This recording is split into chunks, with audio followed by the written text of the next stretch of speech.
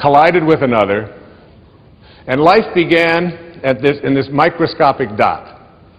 Now, I can remember years ago, we had 4 children in 7 years. And my daughter, my teenage daughter, Stephanie, at that time, she had to take on a lot of the helping responsibilities around the house when these babies just kept showing up. And we found out that we were going to have another child. Another mysterious thing happened, and another child was on its way. And my wife and I flipped a coin to decide who would tell Stephanie. And I lost. So I cornered her one day when she was in a really good mood. And I said, honey, you're not going to believe this, but we're going to have another baby. Oh, that's great. And her hands went. Instant pose. This is it. This foot here, this one out here. That's terrific. I said, well, it really is. I said, and you should probably be glad that we didn't have the same attitude that you have when we found out about you. She said, yes, but how do you think it feels? I said, well, why don't you tell me? She said, no, Dad, how do you think it feels to be the only kid in junior high school who has parents who like to do it?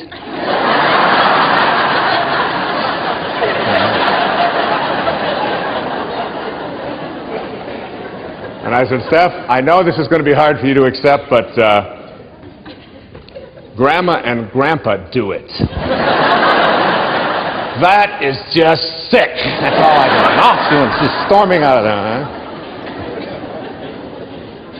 So when we think about where we come from, that sort of is the place that we get to in our hearts.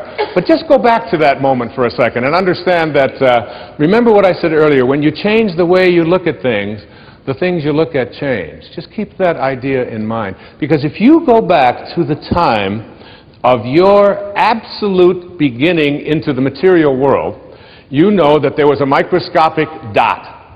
And this microscopic dot included everything that you needed for this physical journey.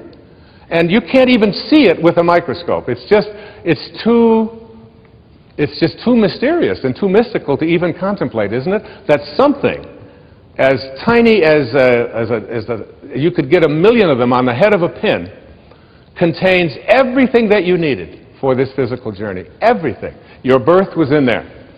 The shape of your eye is in there. Your height is in there. The color of your skin is in there. I hold a hair up on the pillow and say, and I've had this experience several million times, what held it in yesterday? And you must ask that question, like, what held them up yesterday, don't you? Or why was it black yesterday and it's gray today? Where did that one come from, or whatever?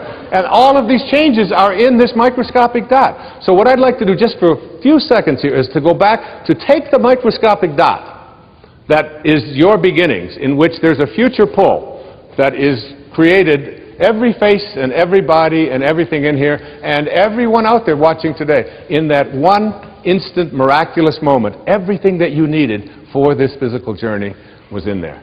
Too hard to comprehend, you just accept it. So now we take the dot and we look at the dot and we say, let's find the origin of the dot that began me. And you put it under a microscope and you turn up the magnification, and what you see as you turn up this magnification is you see molecules. And inside of those molecules are mostly particles, and these particles are all flitting about, and there's mostly just empty spaces in there. And you take one of these particles out, and we call them atoms. And you put this atom, looking for your source, looking for where you began, and you put it under another atomic microscope, turn up the magnification even stronger, and what do you discover as you turn up the magnification? You discover that it's just more empty spaces and more particles with new names.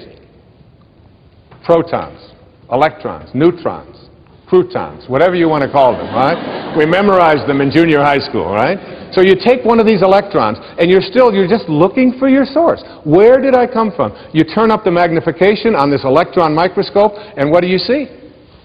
More spaces and more particles, all flitting about, a dance, this huge dance. And you take one of those and you turn up the magnification, and what you have are new particles with new names called quarks. We're now looking at quantum physics, the study of the behavior of matter at the tiniest levels. And we're just looking for our source. So finally we take one of those quarks, and these quarks are really weird. My friend Deepak Chopra has often said to me, Wayne, he said, quantum physics is not only stranger than you think it is, it's stranger than you can think. Because you take a tiny little subatomic particle and observe it, and the fact is that the nature of your observing changes what you're observing. If you look at it in a certain way, it becomes one thing. If you turn away, it becomes something else.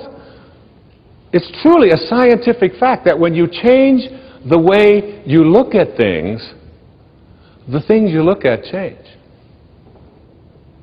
And now you take this tiny little subatomic particle, and you take it and you put it in a particle accelerator, and you rev up the speed of these things and collide them at 250,000 miles per hour.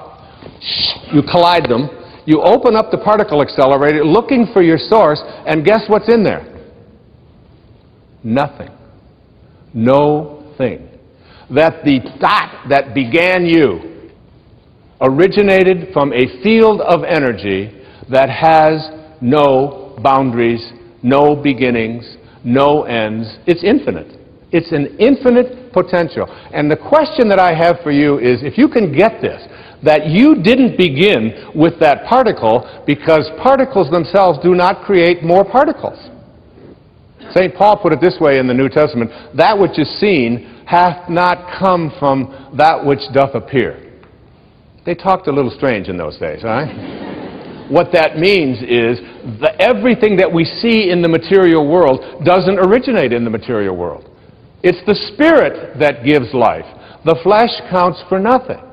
If the shape of your eye can be in an energy field that has no boundaries, no form, no materialness to it, why not the shape of your life? Why not everything that you are destined to become? Why can't that be a part of this energy field as well? That you showed up here from a field that I call intention. And that beautiful globe that is here to my left, to your right, is what I am going to call, for the rest of this program, I am going to call this the source from which we all originated.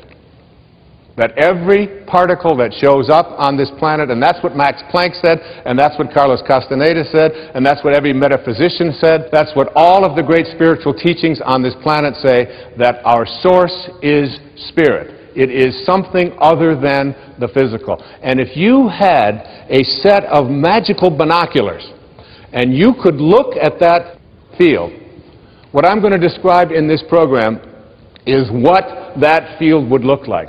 And my suggestion to you here is this, that you are going to, if you want to understand intention and the power of intention, it means suspending your ego, the part of you that believes that you are separate from this source, because that's where all of our problems originated, all of our struggles, even our illnesses. This is a source of well-being.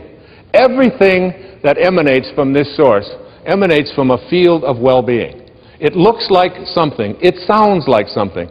One of the things that it sounds like, I took from one of the great spiritual traditions in the universe. It's from the Bhagavad Gita, what is called the Hindu holy book, the Song of the Lord. But you can look in any spiritual tradition, whether it's Christianity, whether it's Judaism, whether it's Zoroastrianism or whatever, and basically they all say the same thing. If this source that we call God or soul or spirit, if it could speak, this is what it would sound like. And then later on, I'm going to talk to you about what it looks like. What does it look like? I am the source of all material and spiritual worlds. Everything emanates from me. That's what it sounds like. Everything emanates from me. So that means you. And that's why the words, with God all things are possible.